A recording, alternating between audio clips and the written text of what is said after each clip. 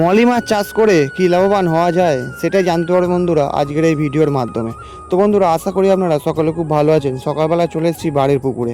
এবারে আজকের পুকুরে নেবে আপনাদের একটা মলি মাছের নেট চাগিয়ে দেখাবো যে সেই নেটে ঠিক কী পরিমাণ মলি মাছ হয়েছে, আর আপনারা জানতে পারবেন যে মলি মাছ চাষ করে কি লাভবান হওয়া যায়। তো আমি প্রথমে ছোলাটা নিয়ে নেমে পড়ছি পুকুরে। এবারে পুকুরে যাওয়ার পরে আস্তে আস্তে যাব, যে নেটটা চাগিয়ে আজকের আপনাদের দেখাবো যে সেই নেটটাতে ঠিক কী পরিমাণ মলি মাছ আছে। তো যাই হোক, আস্তে আস্তে ছোলা নিয়ে চলে এসেছি আমি একটা নেটের কাছে। এই নেটে আছে বন্ধুরা মূলত সুন্দরী ল্যাকটেল মলি, আর আছে কিছু রাইকিন গোলফিশ মাছের বাচ্চা। এবারে নেটটা আমি চাগিয়ে নেবো, তারপরে আপনাদের বোঝাবো যে এই নেটে আমি ঠিক কত পরিমাণ মলি মাছ ছেড়েছিলাম আর কত পরিমাণ বাচ্চা হয়ে বেড়েছে। তো নেটটা এক কোণে জড়ো করে নেওয়ার পরে দেখো মাছগুলো কিন্তু ভর্তি হয়ে গেছে এক কোণে আর দৌড়াদৌড়ি করছে। এখানে কিন্তু বেশ ভালো পরিমাণই মাছ আছে। এবারে আপনাদের আসল কথা আসি, যে মলি মাছ চাষ করে লাভবান হওয়া যায় হ্যাঁ কি না। বন্ধুরা, এই নেটটাতে আমি মূলত 50খানা সুন্দরী ল্যাকটেল মলি ছেড়েছিলাম। তার মধ্যে হয়তো 40টা ফিমেল মাছ ছিল আর 10টা হয়তো মেল মাছ ছিল। সেই 50টা মাছ থেকে আজ কতগুলো মাছ হয়ে গেছে একবার দেখুন। যে সুন্দরী ল্যাকটেল মলি আমি ছেড়েছিলাম 3 টাকা পিস কেনা, সেই মাছটা এখন মিনিমাম 7 থেকে 8 টাকা দামে বিক্রি হবে। অর্থাৎ সেই 50টা মাছের দামই এখন কত টাকা বেড়ে গেল একবার চিন্তা করুন। তার উপরে এই 50টা মাছ থেকে কতগুলো মাছ একবার বেড়ে গেছে চিন্তা করুন। মোটামুটি এখানে যা মাছ দেখা যাচ্ছে হয়তো 200 পিসের মতন আদলা মাছ আমি পেয়ে যাব, যে মাছগুলো আমি পরবর্তীতে আবার ধাড়ি করতে পারবো। আর অসংখ্য বাচ্চা মাছ তো নেটের মধ্যে আছে, সেটা দেখতেই পাচ্ছেন। তো আমার প্রথমে কাজ হবে যে মাছগুলো একটু বড় সাইজ হয়ে গেছে আর ল্যাকটেল, সেইগুলো বেছে বেছে আমি গামলির মধ্যে রাখবো। আর অবশিষ্ট যে মাছগুলো সেগুলো আবার নেটের মধ্যে ছেড়ে দেবো। দেখো বন্ধুরা, প্রথমবার ছানা মেরে আমি অল্প কিছু মাছ তুলেছি, কিন্তু বেশিরভাগ মাছ আমি নেটের মধ্যে ছেড়ে দিচ্ছি।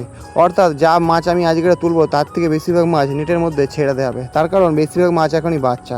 তো এরম করে করে আমি দ্বিতীয়বার আবার আমার হাত নেটটা দিয়ে মাছগুলো তুলবো, তাদের থেকে আবার আদলা মাছ কিছু বেছে নেবো।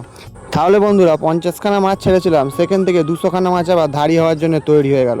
তারপরে আবার কিছু মাছ এখনও রয়েছে যেগুলো বড় হলে আবার ধাড়ি হবে। আবার এই যে মাছগুলো ছেড়ে দিচ্ছি এর মধ্যে কিছু প্লেন সুন্দরী মলি আছে, সেই মাছগুলো আমি নেটের মধ্যে ছেড়ে দিচ্ছি। পরে একদিন বেঁচে তুলে নিলে সেই মাছগুলো আবার ধাড়ি হয়ে যাবে। তাহলে একবার চিন্তা করো, 50খানা মাছ থেকে আমি 200খানার মতন ধাড়ি আবার তৈরি করে নিলাম। আবার কিছু প্লেন সুন্দরী মলি রয়ে গেল, এখনও বাচ্চা অসংখ্য আছে, সেইগুলো বড় হলে আবার ল্যাকটেল মলি পাওয়া যাবে। তাছাড়াও যে ধাড়ি মাছগুলো আছে সেগুলো আবার বাচ্চা দেবে। তাহলে একবার চিন্তা করুন, আপনি যদি 50টা সুন্দরী মলির ল্যাকটেল দিয়ে চাষ শুরু করেন তাহলে কত মাছ তৈরি হয়ে যাবে। কিন্তু একটু সময় দিতে হবে, ধরুন 3 মাস তো সময় লাগবে। তো আমি এখানে 200খানার মতন মাছ বেছে তুলে নিয়েছি। এবার এই মাছগুলো থেকে আমি কিছু আলাদা করব, যেমন যেগুলো একদম সুন্দরী মলির মতন কালার সেই মাছগুলো আলাদা করব, আর যেগুলো একটু ফ্যাকাতে সাদা কালার আছে সেই মাছগুলো আলাদা করব। তাহলে কী হবে, দুটো মাছের কালার আলাদা আলাদা হবে, কোনো ছাঁট কাটার সম্ভাবনা থাকবে না। আর এর মধ্যে যে বড় বড় মেলগুলো দেখতে পাচ্ছ, এই মাছগুলো আমি মূলত সুন্দরী বেলুন মলি নেটে ছেড়ে দেবো। তার কারণ দুটো মাছের ক্রস ব্রিডিং খাইয়ে যদি ল্যাকটেল বেলুন মলি পাওয়া যায়। তো যে বড় বড় মেলগুলো আমি তুলে নিয়েছি সেইগুলো প্রথমে আমি সুন্দরী বেলুন মলি নেটে আস্তে আস্তে করে ছেড়ে দেবো। এখানে অল্পই কিছু সুন্দরী বেলুন মলি রাখা আছে ল্যাকটেল সুন্দরী মলি দিয়ে ব্রিডিং করাবো বলে। তো যাই হোক, বড় বড় মেলগুলো আমি ছেড়ে দিলাম। তারপরে আমার কাজ হবে যে 200 পিসের মতন আমি মলি মাছ বেচেছিলাম, সেখান থেকে সাদা কালারের মাছটা আগে বেছে নিয়েছি, এই মাছগুলো একটা নেটের মধ্যে রেখে দেবো।